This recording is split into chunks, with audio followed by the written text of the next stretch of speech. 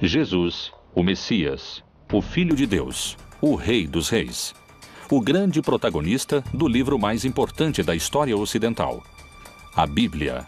Um homem que muitos acreditam conhecer, mas que ao mesmo tempo é um dos maiores mistérios da humanidade. Quem foi verdadeiramente Jesus? O Novo Testamento, em todos seus livros e tradições, tenta precisamente responder essa pergunta: quem é Jesus? Quais dúvidas existem sobre o lugar e a data do seu nascimento? Por que não sabemos nada da sua primeira infância? Uma criança bate Jesus, ele fica com raiva, amaldiçoa e o menino cai morto. Jesus foi um homem pacífico, como sempre nos contaram? Jesus costumava enfrentar os inimigos do povo. O Antigo Testamento descreve a receita do azeite de unção. Um dos ingredientes poderia ter sido o que conhecemos hoje como cannabis. A cannabis era um dos produtos medicinais mais importantes do velho continente. Mas não só esse tipo de práticas são motivos de debate. O papel de Maria Madalena como sucessora e líder do seu movimento revolucionário também é motivo de discussão para alguns peritos. Era importante por ser ela, não por ser amante de Jesus. Jesus foi um homem comum? Jesus é um brincalhão sarcástico que zomba da ignorância dos seus discípulos. Ou, como dizem as profecias bíblicas, o Filho de Deus? Foi o líder dos cristãos ou foi o Deus de outra religião? Jesus se vê como o Filho do Sol. Milhares de perguntas surgem em torno do profeta principal da religião que tem mais fiéis ao redor do mundo. Hoje, algumas respostas começam a surgir. O líder de uma revolução armada? Um amante fremente? O Filho do Sol? Quem foi realmente Jesus? Belém, Palestina. Segundo a tradição cristã, foi aqui onde se iniciou a era que mudaria para sempre a história da humanidade. Os evangelistas não concordam com o lugar de nascimento de Jesus. Mateus e Lucas afirmam que Jesus nasceu em Belém, enquanto que Marcos e João afirmam que nasceu em Nazaré. A Virgem Maria é uma mulher da Galileia.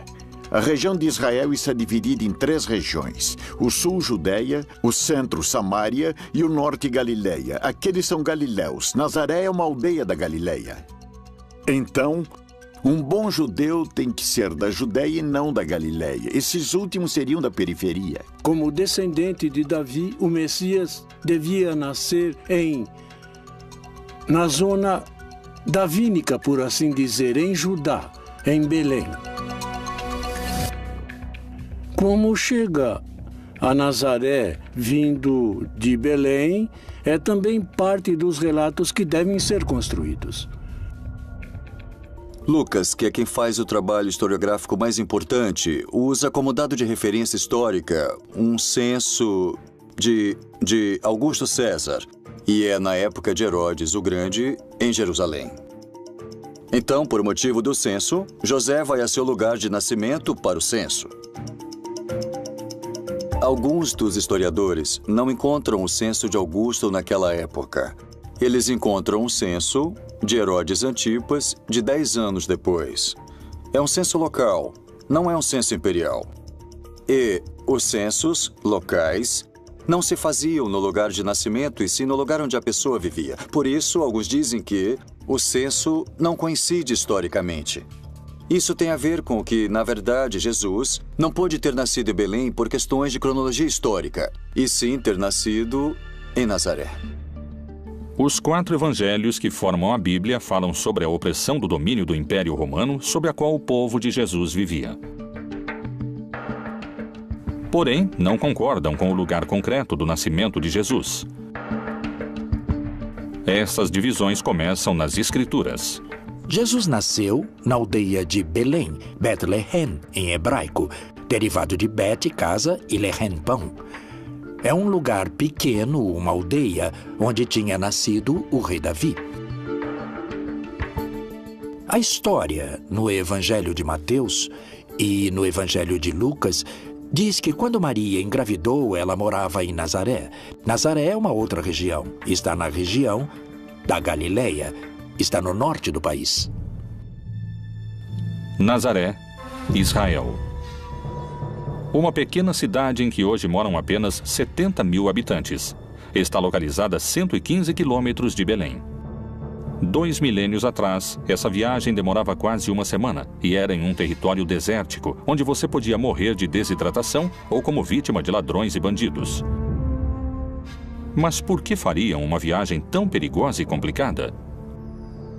Por causa da ordem que deu Augusto César de que, para realizar o padronamento, o censo, os homens com propriedade deviam voltar ao lugar onde tinham suas propriedades. José, que era descendente do rei Davi, teve que voltar a Belém, onde tinha suas propriedades, apesar de Maria estar grávida. O Messias tinha que nascer em Belém. Por isso que Herodes mandou matar todos os meninos da aldeia de Belém que tivessem menos de 2 anos. Quando Herodes mandou matar os meninos, Jesus foi levado por seus pais ao Egito. Mas quando Herodes morreu e José ficou sabendo, voltaram à Palestina para morar lá novamente. Mas não quis voltar a Belém, porque Aquelau, o filho de Herodes, era o governante e tinha um medo de que continuassem procurando o menino. Ele preferiu voltar àquela cidade onde já tinha morado há alguns anos, onde conheceu Maria, a cidade de Nazaré. Nas páginas da Bíblia não há coincidências sobre o lugar de nascimento de Jesus. Não existem fatos históricos que garantissem que tenha nascido em Belém.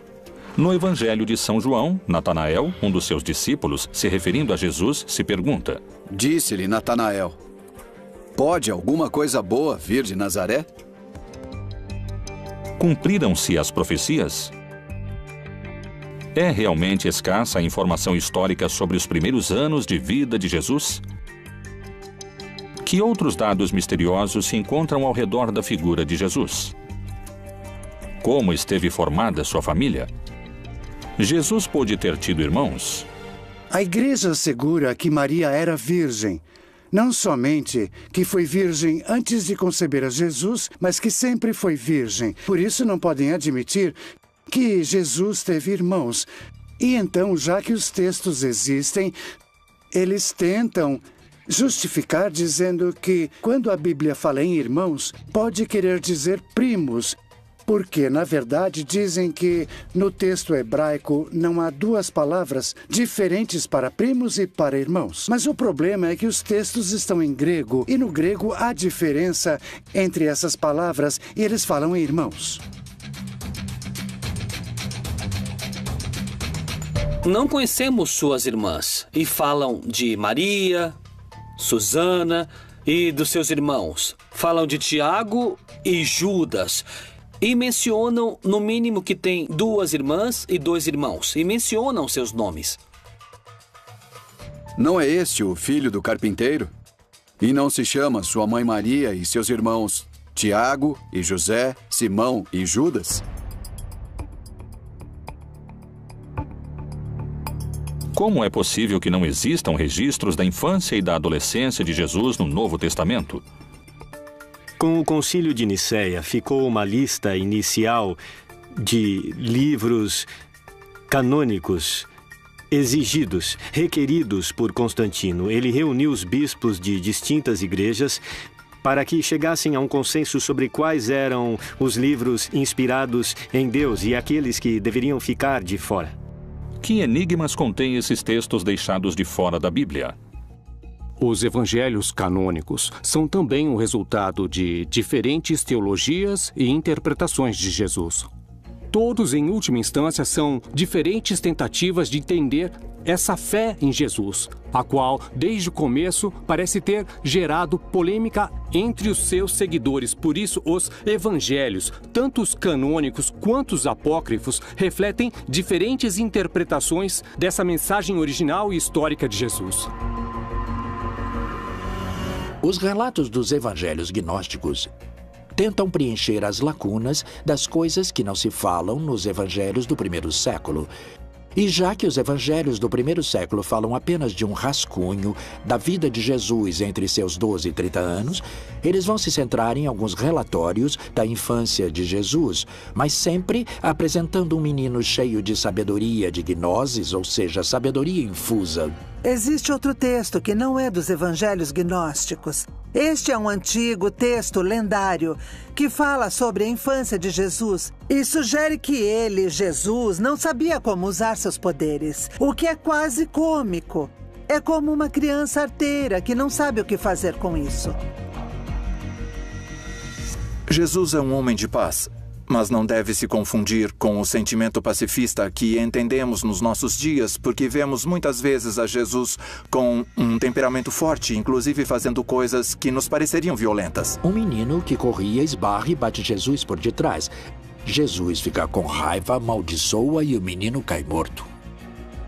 Então, até Maria não suplicar a Jesus que ressuscite o menino, o assunto não se resolve. A imagem de Jesus maltratando seus semelhantes seria inadmissível para o cristianismo. Poderiam ter escondido essa versão? É possível que essa tenha sido uma característica do verdadeiro Jesus? O jeito de Cristo de ser pacífico é o ensinamento de levar as decisões da pessoa ao nível mais profundo da consciência, a agir desde o interior, desde dentro. O ensinamento de Jesus sobre oferecer uma face quando te baterem na outra se transforma no ensinamento mais geral sobre não exercer violência contra aquele que te persegue.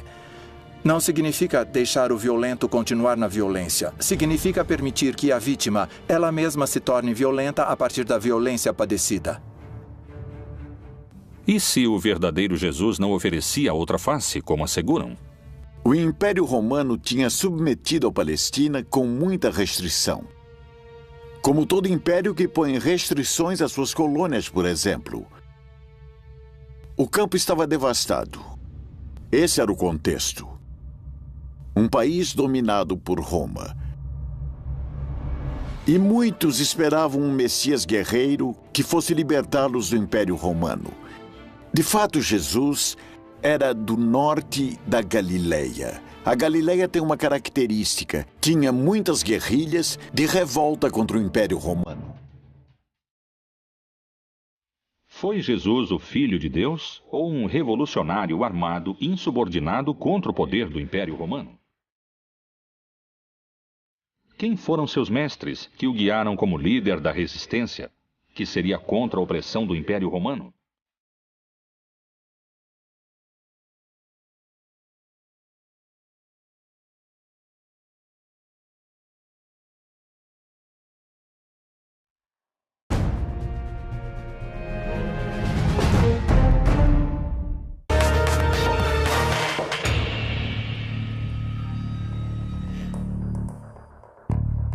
São poucos os dados que se obtêm sobre a juventude de Jesus, e seu lugar de nascimento ainda é um tema de debate.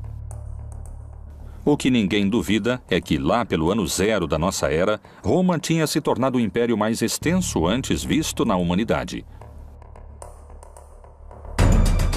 Nos tempos de Jesus, os romanos dominavam o território palestino com opressão e sangue. Qual foi realmente a reação de Jesus diante da opressão romana? Quem foram seus mestres ou mentores? Antes que Jesus se tornasse um líder espiritual, outro homem mobilizava multidões. Era conhecido pelos seus batismos no Rio Jordão. Foi um dos profetas mais importantes da sua época, e para muitos podia chegar a ser o Messias. João Batista foi filho de um sacerdote judeu. E todo sacerdote judeu é filho da família de Arão e da tribo de Levi. Ele começa dizendo que o reino de Deus tinha se aproximado e que quando o reino de Deus se estabelecesse segundo o Apocalipse, todos os malvados seriam vencidos. E disse que faria uma manifestação da sua decisão em uma ablução ou batismo na água. João Batista era um predicador carismático. Seu sermão começava a ser cada vez mais desconfortável para os líderes romanos. Ele era um revolucionário naquela época. João Batista foi um dos profetas que, naquele momento, lideravam o movimento contra a dominação romana e também contra a dominação sacerdotal. Nesse movimento é que Jesus de Nazaré inicia sua militância. Jesus de Nazaré se incorpora no movimento de Batista. Ele é batizado pelo Batista. O batismo era o sinal de entrada a esse movimento. Herodes Antipas vê que o movimento de Batista é perigoso, então faz com que o aprisionem e depois com que o assassinem. Nesse momento, quando o aprisionam, Jesus se separa do movimento, sai da Pérea e volta à sua terra, que é a Galileia, e ali começa a formar seu próprio movimento. A partir do batismo, todos os sinais e eventos apontam que esse carpinteiro de Nazaré é alguém extraordinário. É alguém que tem o apoio do Espírito Santo, que era basicamente a presença de Deus no mundo para estabelecer seu reino. Jesus se tornaria o líder de um movimento cada vez mais multitudinário. Que filosofia ou prática cumpriam os essênios naquela época? Os essênios foram um grupo que tinha pensamentos muito importantes durante aquela época. Os essênios eram uma escola de pensamento iniciático, esotérico. Muito provavelmente Jesus, naqueles períodos da sua vida, dos quais se conhece relativamente pouco, porque está pouco explicado nos evangelhos. Estou falando do período da sua adolescência, da sua infância. Há muitas alusões a que Jesus possivelmente foi educado entre esses essênios. Os essênios foram um grupo, uma seita judaica, que tem relação com a origem da pureza. A primeira notícia que temos sobre eles é a de Flávio Josefo, que diz que eles viviam no deserto de Judeia. Era um grupo que tinha se distanciado do sacerdócio oficial em Jerusalém, porque o consideravam cúmplice do Império Romano e corrupto na sua forma de viver a religião. Qual era o contexto social da época que pôde ter seduzido a Jesus e a João Batista a fazer parte dos essênios? Segundo a Bíblia, Jesus se movia com um grupo de discípulos pelas terras da Judéia. Esse movimento podia ser perigoso sob os olhos do Império Romano. Quando Jesus começa a fazer parte do movimento e começa a ser perseguido, devemos levar em conta que a perseguição que estabelecem tanto Herodes Antipas, desde a Galileia, como o Império Romano também o faz desde o princípio. No Evangelho de Marcos, no capítulo 3, consta que os fariseus vão procurar os partidários de Herodes Antipas, para matar Jesus, para eliminá-lo. Por isso, Jesus nunca consegue entrar de fato nas cidades. A única vez que entra em uma cidade é em Jerusalém e lá o matam. Os seguidores do Império Romano não hesitaram em decapitar João Batista. Jesus colocava sua vida em perigo e o movimento devia ser muito organizado. E levantando-se dali, foi para os termos da Judéia, além do Jordão. E a multidão se reuniu em torno dele e tornou a ensiná-los, como tinha por costume. Ele expressa com muita clareza em um debate que acontece com seus próprios discípulos. Eles dizem para Jesus que quando se consolidar o reino de Deus, eles vão dividir o poder. E Jesus diz, vocês estão completamente errados porque não há nada para dividir. Porque vocês acreditam que o conceito de poder é a dominação, ou seja, que é a arquia. Daí que vem hierarquia, isto é, domínio sagrado. Vocês têm que pensar nele como diaconia ou como douleia, no grego, que significa serviço, como escravo que serve. E, portanto, ele diz, nesse projeto, os últimos, ou seja, os camponeses, os pobres, serão os primeiros. Era revolucionário não só para aquela época, mas para todas as épocas. Na verdade, o seu projeto era o projeto daquilo que hoje nós denominamos comunismo. Quais poderiam ter sido os motivos pelos quais seu movimento teria aumentado a quantidade de seguidores exponencialmente? Evidentemente, os signos extraordinários que Jesus Cristo realizou puderam gerar um assombro e um crescimento no grupo daqueles que o seguiam. Os evangelhos, além de falarem sobre eventos pontuais de milagres, fazem sumários que também nos permitem entender quais seriam essas atividades. Teria realizado curas de enfermos, teria realizado exorcismos, ou seja, expulsão de demônios, teria realizado, inclusive, algumas ressurreições, ou seja, trazer à vida uma pessoa que estava morta.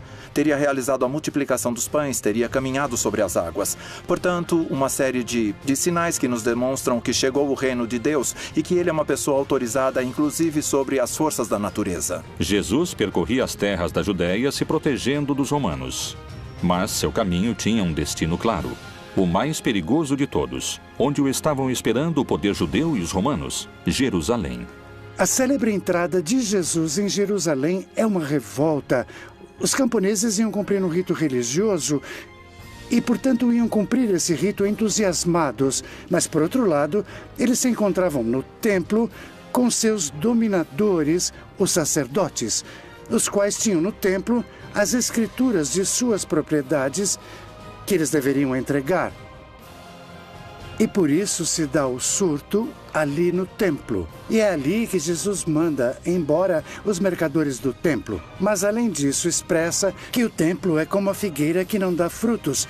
Ou seja, o templo é como essa árvore estéril que não dá frutos e que por isso deve ser queimada. E tendo feito um azorrague de cordas, lançou todos fora do templo, bem como as ovelhas e os bois, e espalhou o dinheiro dos cambistas e virou-lhe as mesas. Aqui é onde vemos esse Jesus com essa força, essa coragem, essa raiva que é capaz de iniciar um projeto contra os dominadores. A partir desse momento, os fatos acontecem com uma velocidade assombrosa. Ora, os príncipes dos sacerdotes e os anciãos e todo o conselho buscavam falso testemunho contra Jesus para poderem dar-lhe a morte. E levantando-se o sumo sacerdote, disse-lhe: Não respondes coisa alguma ao que esses depõem contra ti? Jesus é aprisionado depois de uma conspiração mais ou menos extensa, depois que Judas, o traidor Judas Iscariotes, concordou com as autoridades que o entregaria. Jesus teria celebrado a última ceia, teria jantado com seus discípulos, uma celebração em contexto pascual. Teria ido até um jardim, o Jardim das Oliveiras, do qual ainda conservamos o nome e a localização, o Jardim de Getsemane, e teria sido aprisionado. Depois teria sido julgado tanto pelas autoridades do Templo de Jerusalém, quanto pelas autoridades romanas, nesse caso Pilatos. Depois do julgamento, Jesus é torturado, crucificado e assassinado. O único castigo era a cruz, e a prova é que quando Jesus morre, não está só. Há 2 homens ao seu lado, e que, segundo a tradução no grego, não são simples ladrões.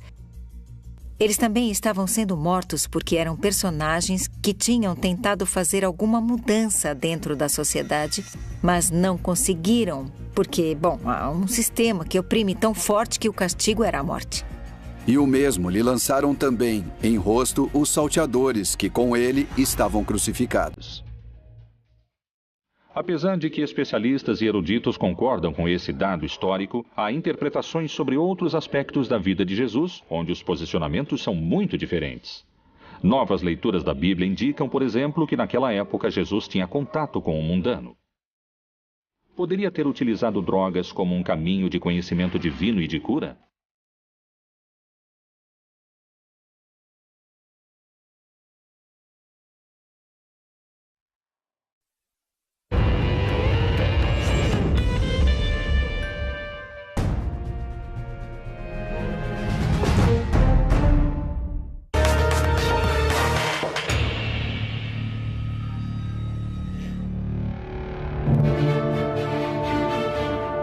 Segundo o que conta a tradição bíblica, durante seus anos, Jesus percorreu as terras da Judéia fazendo milagres.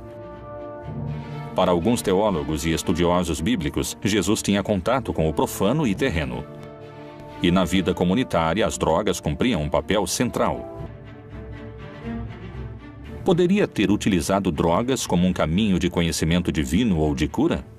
Possivelmente utilizou essas plantas. Jesus também utiliza plantas medicinais para suas curas. É bem possível. Em Mateus, pode-se ler que Jesus cura a sogra de Pedro.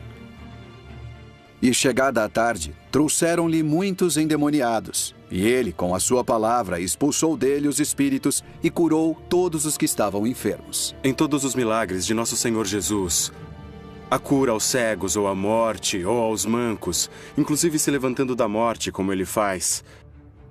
Todos esses milagres apontam sua identidade como Filho de Deus. Os milagres não são o fim, não é assim.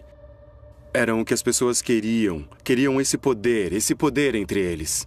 Mas eles ignoraram ou não quiseram ouvir que nosso Senhor Jesus estava falando com eles sobre quem ele era como Filho de Deus. E por isso, seu maior milagre se torna sua própria ressurreição entre os mortos.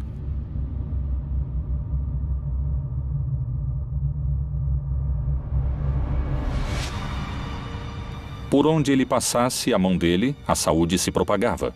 Jesus, o Messias. Foi capaz de realizar milagres ou estamos na presença de alucinações coletivas? Acredito que todos os grupos religiosos e místicos que desenvolveram diferentes práticas espirituais ao longo da história incorreram em práticas que favorecem a formação de estados de consciência pouco comuns ou também pouco raros. Como, por exemplo, a dança frenética que acontecia às vezes dentro de casas, e sabe-se que elas ficavam cheias de fumaça e que no meio de uma dança ou de um baile muito intenso geravam estados de êxtase. E seguramente puderam ter sido utilizados entorpecentes naturais que eles alegavam que tinham alcance, claro, como são utilizados por pessoas hoje em dia. No Evangelho de Marcos, se faz referência ao caráter curativo do azeite de unção, com o qual os 12 apóstolos banhavam os doentes. E expulsavam muitos demônios, e ungiam muitos enfermos com óleo e os curavam. Quais eram os elementos que transformavam esse azeite em um líquido altamente curativo? Temos os ingredientes definidos com bastante exatidão, estão descritos na Bíblia e inclusive temos as quantidades que devem ser agregadas ao azeite para poder realizar essa mistura, esse azeite de unção. Tem alguns componentes como a mirra, como a canela, como o canebossem, que provavelmente é um dos indícios de que temos o uso da cannabis desde os tempos bíblicos.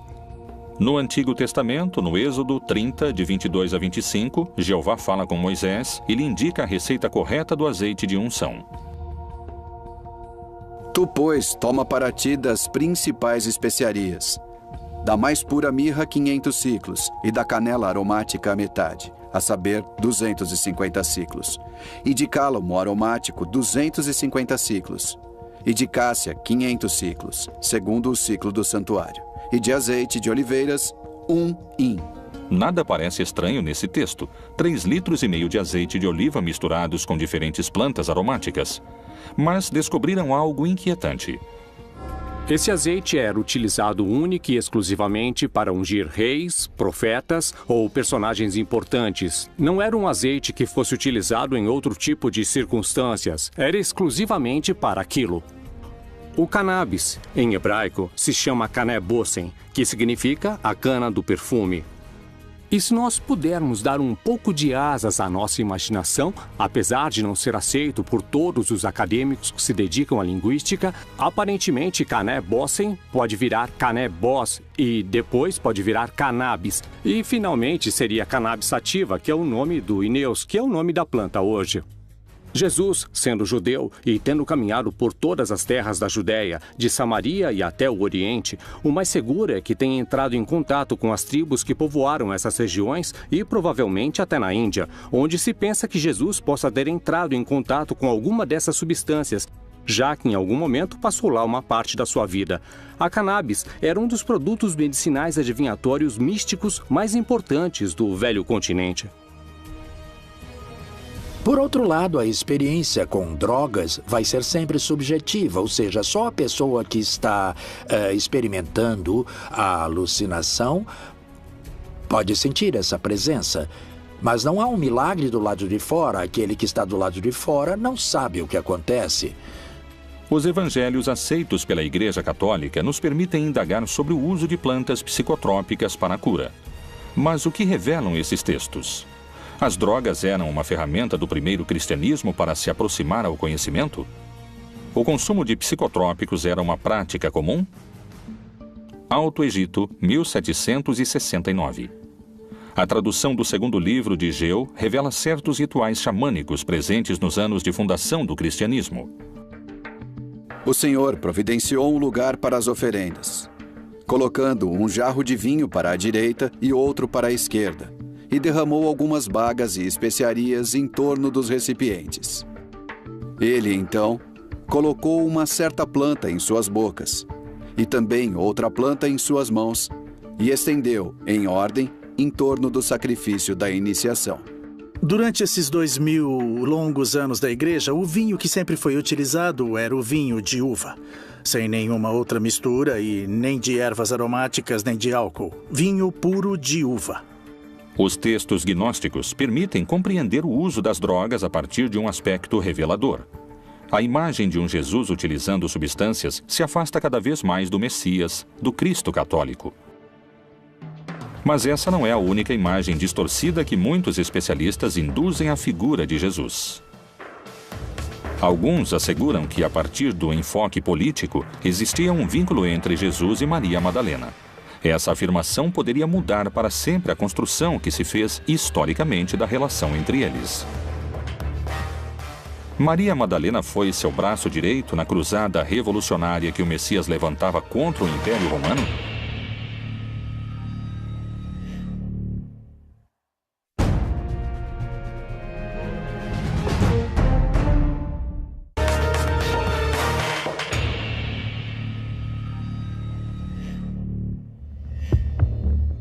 O uso das plantas com poder curativo continua sendo um dos mistérios que cercam a vida de Jesus. Mas não só esse tipo de práticas são motivo de debate. O papel de Maria Madalena como sucessora e líder do seu movimento revolucionário também está em discussão, segundo especialistas. Maria Madalena é, para mim, tirando a Maria, mãe de Jesus, a mulher mais relevante nos evangelhos. É tão importante que eu acompanho como apóstolo durante todo o percurso. Sim, ela foi uma discípula realmente muito querida, ao ponto de ser a primeira que consegue perceber que Jesus havia ressuscitado. A primeira a quem que Jesus ressuscitado a vida fala, e é a ela que é dada a missão de dizer a todos os apóstolos, incluindo Pedro, que Jesus voltou à vida. Então ela tem essa missão. Isso lhe dá um papel importantíssimo nos evangelhos. Digo novamente, depois de Maria, a mãe de Jesus, é a mulher que eu arrisco a chamar praticamente de apóstolo. É a mulher mais importante dos evangelhos. A Bíblia e o Novo Testamento apresentam muitas Marias, mas essa é específica. Maria Madalena, isso é claro. E essa mulher, que era uma mulher descentrada, destruída, vai se tornar pouco a pouco a discípula preferida. Obviamente, para um mundo patriarcal, machista, isso não é possível. Que aquela que vá na frente junto com o mestre seja uma mulher. Aquela que era uma pessoa da qual expulsaram 7 demônios, destruída, tornou-se a mestre. Aquela que melhor entendeu o que significava essa nova versão religiosa. É a discípula mais avançada de Jesus. No simbolismo místico, está escrito que quando alguém começa a vida mística, beija Jesus nos pés. Quando está mais avançado, beija Jesus nas mãos. Quando se transforma em Jesus, beija Jesus na boca. E os textos gnósticos dizem que ela é a única que beijava Jesus na boca. Tem diversos textos que provam incisivamente que tanto as mulheres como os homens faziam parte do projeto de Jesus. Esses textos nos ajudam a entender a radicalidade da revolução que significa o projeto de Jesus, porque a liberação da mulher é uma coisa absolutamente impensada naquela época. E pensemos que, nesse momento, ainda estamos lutando por isso. E que Jesus já tinha se adiantado completamente a tudo isso.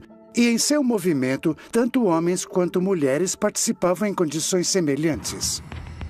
Os livros gnósticos ajudam a formar uma opinião diferente daquela que pode se encontrar entre as páginas do livro sagrado.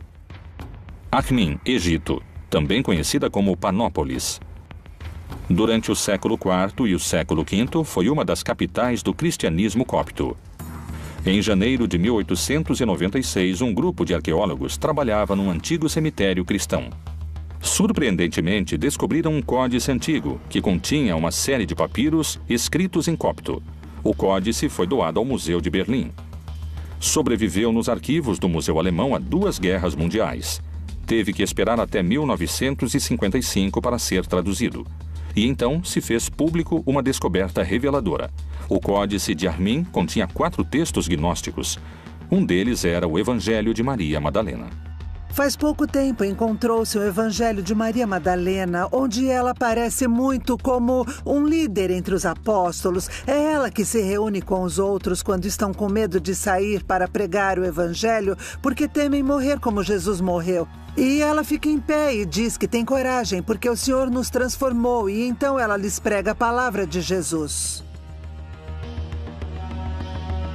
O Evangelho de Maria Madalena se refere que a mulher vai ter uma importância muito grande pelo motivo de que é necessário retomar as ideias de que Deus também é feminino ou que também há deusas.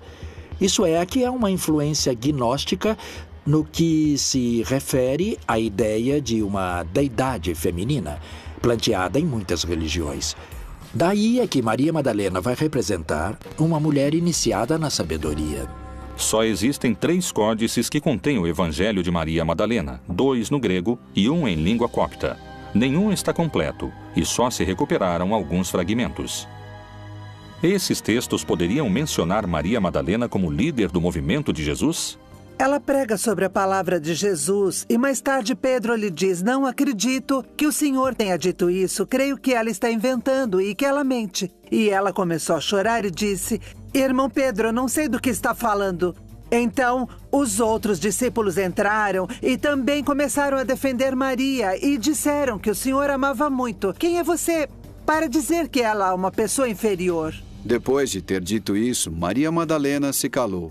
Pedro respondeu e disse aos irmãos: dizei o que tendes para dizer sobre o que ela falou.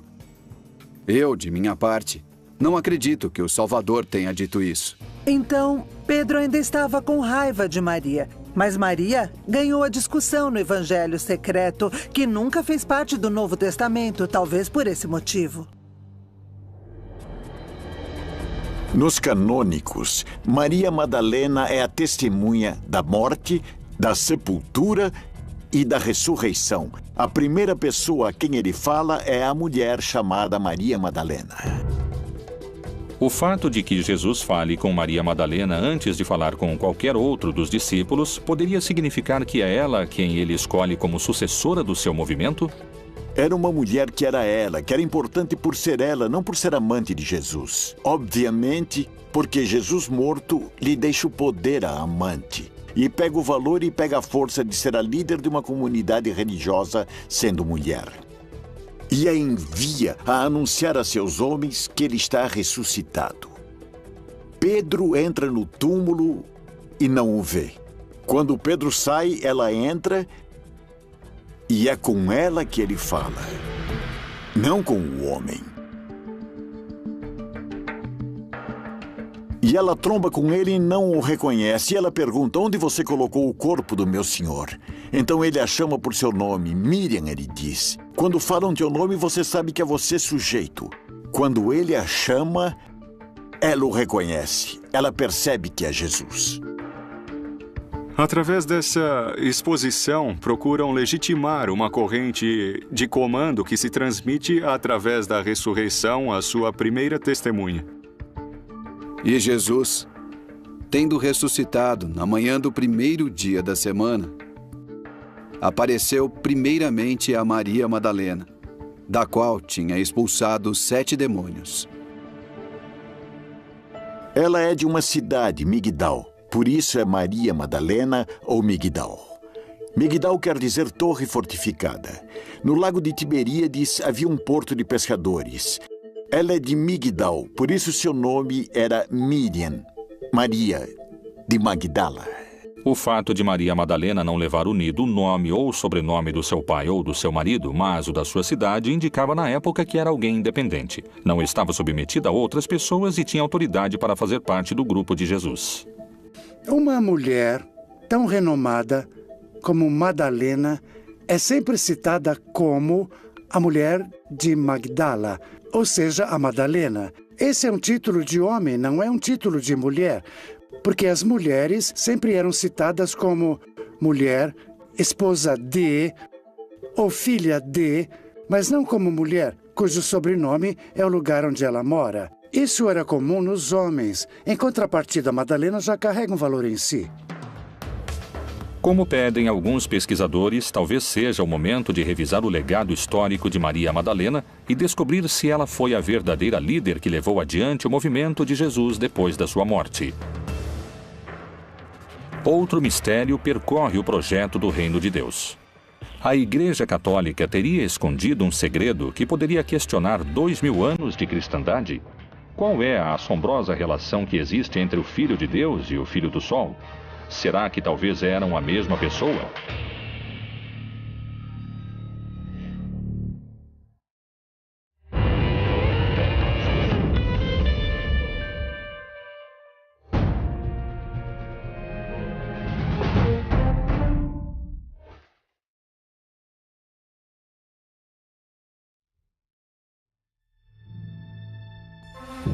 As questões sobre a origem do lugar de nascimento de Jesus, sobre se ele pertenceu ou não a um movimento revolucionário, o uso de drogas com poder curativo e o legado político de Maria Madalena seguiram sendo um mistério de debate. São muitos os dados perdidos na história de Jesus. Ir atrás das pistas ocultas na Bíblia é uma forma de descobrir seu verdadeiro rosto. Jesus pode ser a representação de outras crenças? Quando nasceu? Poderia não ter sido filho de Jeová, e sim filho do Sol? O ano do nascimento de Jesus está sujeito a controvérsias, ainda mais o dia da sua chegada ao mundo. As celebrações natalinas poderiam se sustentar sobre um dado errado? Qual é o vínculo que existe entre a data de nascimento de Jesus e a divindade Sol Invictus? Jesus se vê como filho do Sol. Porque a festa do 25 de dezembro é a festa do sol. No solstício de inverno nasce um sol novo e forte. E no dia 25 de dezembro se celebrava a festa do novo sol. Por isso, nessa festa pagã se monta a festa cristã da Natividade do Senhor. Historicamente, não temos o dia em que nasceu Jesus, nem o mês, simbolicamente, pelo sol. Como foi feito em muitas latitudes em diversas épocas, alguns grupos cristãos tentaram criar datas, construir templos sobre datas ou sobre lugares das crenças antigas. Então, na verdade, em 25 de dezembro, nós temos o solstício de inverno, em que todos os povos antigos pensavam que o sol morria e voltava a nascer. A religiosidade primitiva venerou o sol como o deus principal. Sua figura pode se encontrar representada nos principais credos. Kinish Ahau é a cosmogonia maia, Inti na religiosidade inca, Hélio no Olimpo grego, Ra na cultura egípcia. E é por isso que tinham cultos tão importantes para ajudar o Sol a voltar a recuperar sua força para não ser devorado pelas trevas. E nesse contexto, pouco a pouco, tanto em lugares como Roma, como no norte da Europa, foi se assimilando o nascimento de Cristo às festas solares. E muitos elementos natalinos, como as esferas, a adoração ao pinheiro, eram, na verdade, pertencentes às religiões que adoravam o sol. Jesus parece ser a representação das divindades pagãs.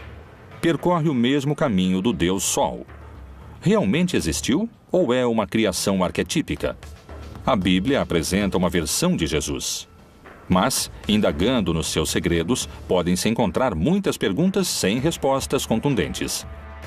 Foi o maior dos profetas? Foi um revolucionário? Quem é esse impactante homem que 2000 anos depois da sua morte continua mobilizando multidões? Jesus, outro dos grandes mistérios da Bíblia Proibida.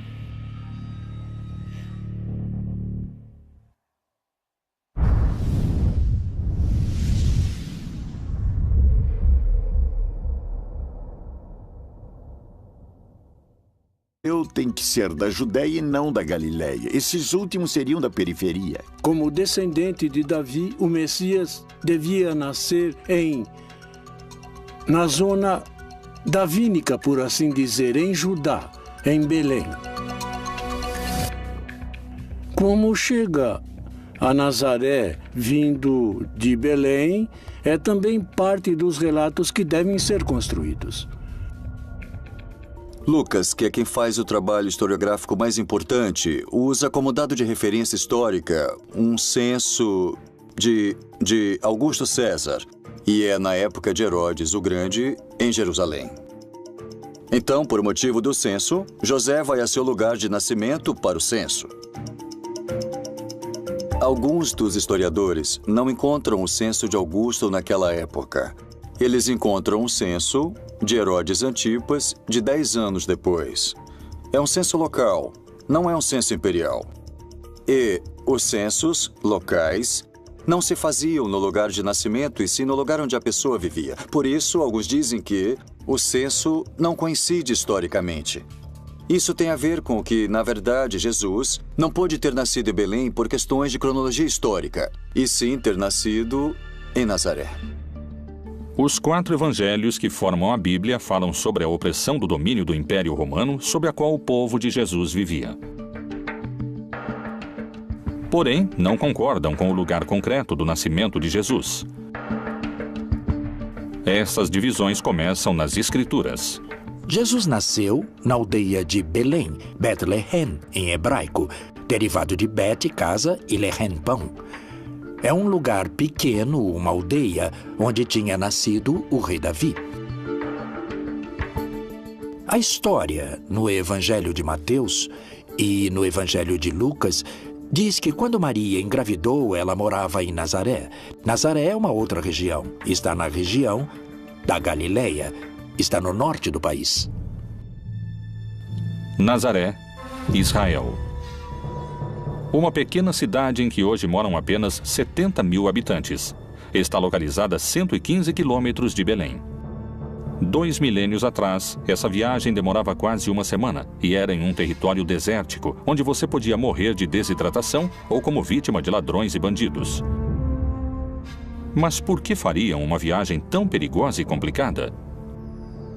Por causa da ordem que deu Augusto César de que, para realizar o padronamento, o censo, os homens com propriedade deviam voltar ao lugar onde tinham suas propriedades. José, que era descendente do rei Davi, teve que voltar a Belém, onde tinha suas propriedades, apesar de Maria estar grávida. Motivo de discussão para alguns peritos. Era importante por ser ela, não por ser amante de Jesus. Jesus foi um homem comum. Jesus é um brincalhão sarcástico que zomba da ignorância dos seus discípulos. Ou, como dizem as profecias bíblicas, o Filho de Deus? Foi o líder dos cristãos ou foi o Deus de outra religião? Jesus se vê como o Filho do Sol. Milhares de perguntas surgem em torno do profeta principal da religião que tem mais fiéis ao redor do mundo. Hoje, algumas respostas começam a surgir. O líder de uma revolução armada? Um amante fremente? O Filho do Sol? Quem foi realmente Jesus? Belém, Palestina. Segundo a tradição cristã, foi aqui onde se iniciou a era que mudaria para sempre a história da humanidade. Os evangelistas não concordam com o lugar de nascimento de Jesus. Mateus e Lucas afirmam que Jesus nasceu em Belém, enquanto que Marcos e João afirmam que nasceu em Nazaré. A Virgem Maria é uma mulher da Galileia. A região de Israel está dividida em 3 regiões: o sul, Judeia, o centro, Samaria e o norte, Galileia. Aqueles são galileus. Nazaré é uma aldeia da Galileia. Então, um bom judeu... O Messias tinha que nascer em Belém. Por isso que Herodes mandou matar todos os meninos da aldeia de Belém que tivessem menos de 2 anos. Quando Herodes mandou matar os meninos, Jesus foi levado por seus pais ao Egito. Mas quando Herodes morreu e José ficou sabendo, voltaram à Palestina para morar lá novamente. Mas não quis voltar a Belém, porque Aquelau, o filho de Herodes, era o governante e tinha um medo de que continuassem procurando o menino. Ele preferiu voltar àquela cidade onde já tinha morado há alguns anos, onde conheceu Maria, a cidade de Nazaré. Nas páginas da Bíblia não há coincidências sobre o lugar de nascimento de Jesus. Não existem fatos históricos que garantissem que tenha nascido em Belém. No Evangelho de São João, Natanael, um dos seus discípulos, se referindo a Jesus, se pergunta: Disse-lhe Natanael: Pode alguma coisa boa vir de Nazaré? Cumpriram-se as profecias?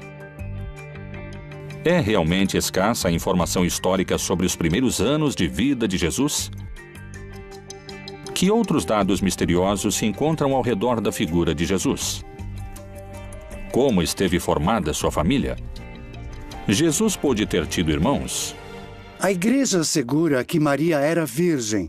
Não somente que foi virgem antes de conceber a Jesus, mas que sempre foi virgem.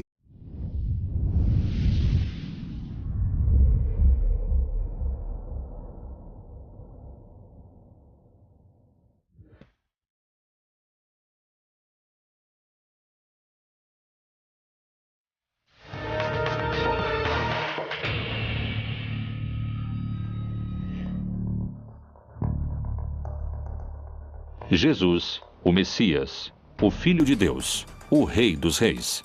O grande protagonista do livro mais importante da história ocidental. A Bíblia. Um homem que muitos acreditam conhecer, mas que ao mesmo tempo é um dos maiores mistérios da humanidade. Quem foi verdadeiramente Jesus? O Novo Testamento, em todos seus livros e tradições, tenta precisamente responder essa pergunta: quem é Jesus? Quais dúvidas existem sobre o lugar e a data do seu nascimento? Por que não sabemos nada da sua primeira infância? Uma criança bate Jesus, ele fica com raiva, amaldiçoa e o menino cai morto. Jesus foi um homem pacífico, como sempre nos contaram? Jesus costumava enfrentar os inimigos do povo. O Antigo Testamento descreve a receita do azeite de unção. Um dos ingredientes poderia ter sido o que conhecemos hoje como cannabis. A cannabis era um dos produtos medicinais mais importantes do velho continente. Mas não só esse tipo de práticas são motivos de debate. O papel de Maria Madalena como sucessora e líder do seu movimento revolucionário também é motivo